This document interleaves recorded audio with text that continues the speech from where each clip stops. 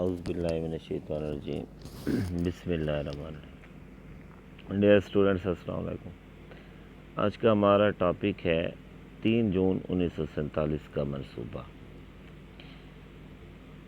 3 جون 1947 کا منصوبہ بیسیکلی یہ تھا کہ اب انگریز حکومت بھی یہ چاہتی تھی کہ وہ ہندوؤں اور مسلمانوں کو کسی ایک پیج پر راضی کر لے اور وہ یہاں سے واپس چلے جائے۔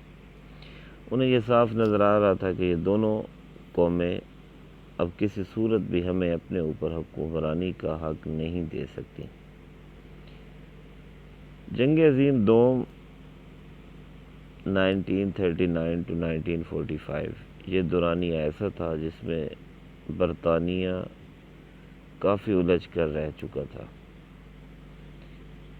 بہت سارے ممالک کے ساتھ ان کے معاملات جو تھے وہ اچھے نہیں چل رہے تھے، تو وہ چاہتے تھے کہ اب یہ سب کانٹیننٹ کی طرف سے ہماری جو پریشانی ہے وہ تھوڑی سی کم ہو جائے۔ اب یہاں پہ جو دو بڑی قومیں تھیں، ہندو اور مسلمان، یہ کسی ایک پیج پر آنے کے لیے رضامند ہی نہیں تھے۔ دونوں قومیں چاہتی تھی انہیں آزادی ملے۔ زیادہ تر مسلمانوں کی خواہش تھی، ہندو یہ چاہتے تھے کہ ہم مسلمانوں پر حکمرانی کریں، وہ یہ ہرگز نہیں چاہتے تھے کہ مسلمان ایک علیحدہ اسٹیٹ حاصل کریں۔ وہ پچھلے 1000 سال کی غلامی کا بدلہ اب لینا چاہتے تھے۔ تو پھر اس طریقے سے ایک پلان دیا گیا جسے 3 جون 1947 کا منصوبہ کہتے ہیں۔ اس میں پلان میں کیا تھا اس کو ڈسکس کرتے ہیں، اس کے اہم نکات پڑھتے ہیں کہ صوبہ پنجاب اور بنگال، سب سے پہلے یہ دو بڑے صوبے تھے کہ ان کی تقسیم کس طرح کی جائے گی۔ تو اس کے بارے میں کہا گیا کہ پنجاب اور بنگال کی صوبائی اسمبلیوں کے مسلم اکثریت اور غیر مسلم اکثریت کے اضلاع کے نمائندے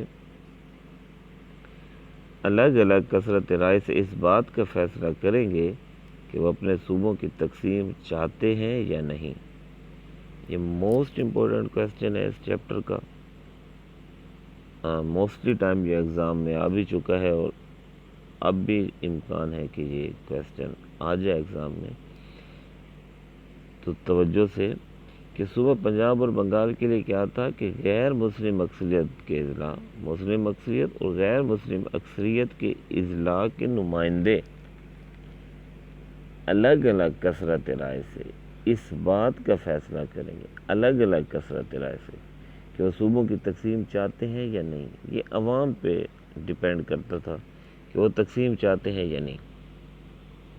اب اگر دونوں میں سے ایک گروپ نے بھی تقسیم کے حق میں فیصلہ دے دیا، اگر کوئی ایک مسلمان کہتے ہیں ہمیں تقسیم چاہیے، ہندو کہتے ہیں ہمیں نہیں چاہیے، تو پھر بھی ایک حد بندی کمیشن مقرر کیا جائے گا جو سرحدوں کا تعین کر دے گا۔ دونوں صورتوں میں یا تو دونوں مان جائیں ٹھیک ہے، دونوں نہ مانیں تو اس کے لیے ایک الگ سچویشن تھی۔ اگر ان میں سے ایک بھی مان جائے کہ ہم تقسیم چاہتے ہیں، دوسرا بے شک نہ مانے، تو پھر بھی حد بندی کمیشن کر دیا جائے گا مقرر، جو ان کی سرحد کا تعین کر دے گا۔ یہاں پہ یہ واضح نظر آ رہا تھا کہ انگریز جو تھے وہ سب کانٹیننٹ سے واپس جانا چاہتے تھے۔ شمالی مغربی سرحدی صوبہ موجودہ خیبر پختونخوا۔ شمالی مغربی سرحدی صوبے کے عوام ایک استصواب رائے ریفرنڈم میں حصہ لیں گے۔ استصواب رائے ہر بندہ خود ووٹ دیتا ہے، علیحدہ ہر بندے سے رائے لی جاتی ہے، ٹھیک ہے، اور براہ راست فیصلہ کریں گے۔ ڈائریکٹ ڈیسیجن ہوگا ان کا کہ وہ پاکستان میں شامل ہونا چاہتے ہیں یا ہندوستان میں۔ قبائلی علاقوں کے ساتھ سیاسی مسائل استصواب رائے کے بعد بننے والی حکومت خود طے کرے گی۔ استصواب رائے گورنر جنرل خود کروائے گا اور اس کے لیے اسے صوبائی حکومت کا تعاون حاصل ہوگا۔ صوبہ سندھ کی اسمبلی کے ارکان اپنے صوبے کے مستقبل کا فیصلہ کریں گے اور طے کیا جائے گا کہ وہ دونوں میں سے کس ملک سے علاقہ چاہتے ہیں۔ ووٹنگ میں سندھ اسمبلی کے یورپی ارکان کو رائے کے اظہار کا حق حاصل نہیں ہوگا۔ بلوچستان کو ابھی صوبہ کا درجہ نہیں ملا تھا، اس لیے منصوبے کے مطابق کوئٹہ میونسپلٹی اور علاقے کے شاہی جرگے کے ارکان کی رائے طلب کی جائے گی۔ سرکاری ارکان کو رائے دہی میں شامل نہیں کیا جائے گا۔ ضلع سلٹ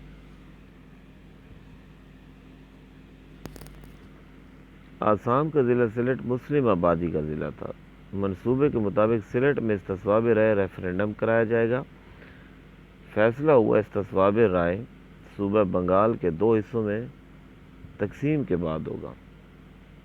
اگر عوام کی اکثریت نے مشرقی بنگال میں شامل ہونے کا فیصلہ کیا تو وہ پاکستان کا حصہ بن جائیں گے۔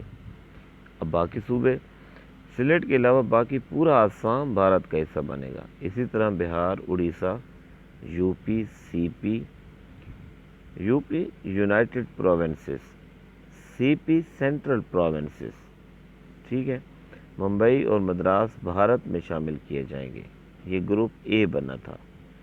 دیسی ریاستیں برصغیر میں لگ بھگ 600 دیسی ریاستیں تھیں جن کے حکمران نواب اور راجا تھے۔ ان میں اہم ریاستیں جموں و کشمیر آج بھی اہم ہیں، کپور تھلہ، بیکانیر، حیدرآباد دکن، سوات، دیر، پٹیالہ، بھاول پور اور جوناگڑھ تھیں۔ ریاستوں کو اختیار دیا گیا کہ وہ اپنے مستقبل کا فیصلہ خود طے کر لیں اور دونوں میں سے جسے چاہیں الحاق کر لیں۔ اب یہ تو تھا 3 جون 1947 کا منصوبہ۔ اب اس کے عمل کے بارے میں کہ عمل کتنا ہوا۔ غیر مسلم اکثریتی صوبے، ممبئی، مدراس، یو پی، سی پی، بہار اور اڑیسہ میں غیر مسلم اکثریت تھی، اس لیے وہ بھارت کا حصہ بنا دیے گئے۔ سلٹ میں استصواب رائے ریفرنڈم کرایا گیا۔ مسلم لیگ نے زبردست مہم چلائی۔ مولانا بھاشانی، فضل القادر چودھری اور عبد الصبور خان جیسے لیڈروں نے دن رات محنت کی۔ استصواب رائے میں 24 لاکھ عوام نے پاکستان کے حق میں ووٹ دیے، جو کہ 32.1/2 لاکھ تھے، مطلب 32.5 لاکھ تھے، اور سلٹ پاکستان کا حصہ بن گیا۔ شمال مغربی سرحدی صوبہ خیبر پختونخوا، سرحدی صوبوں میں استصواب رائے کروایا گیا۔ عوام کی اکثریت نے اپنا فیصلہ پاکستان کے حق میں دیا۔ آل انڈیا مسلم لیگ کو تاریخی کامیابی ملی۔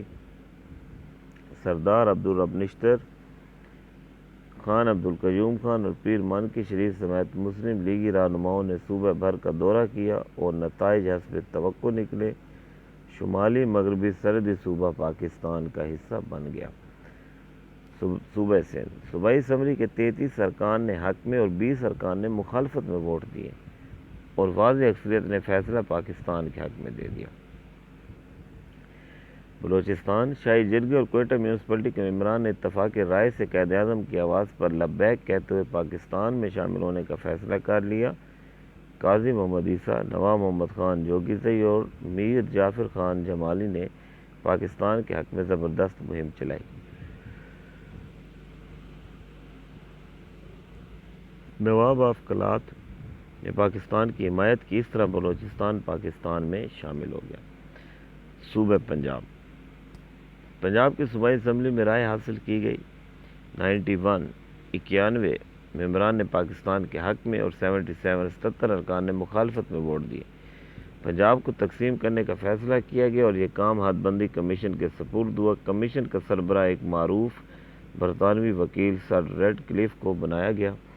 2 مسلمان جج، جسٹس شاہ دین اور جسٹس محمد منیر مسلمانوں کی طرف سے، اور 2 غیر مسلم جج، جسٹس مہر چند مہاجن اور جسٹس تیجا سنگھ، یہ شارٹ کوسچن بھی آ سکتے ہیں کہ ان ججوں کے نام بتائیں، غیر مسلموں کی طرف سے مقرر کیے گئے۔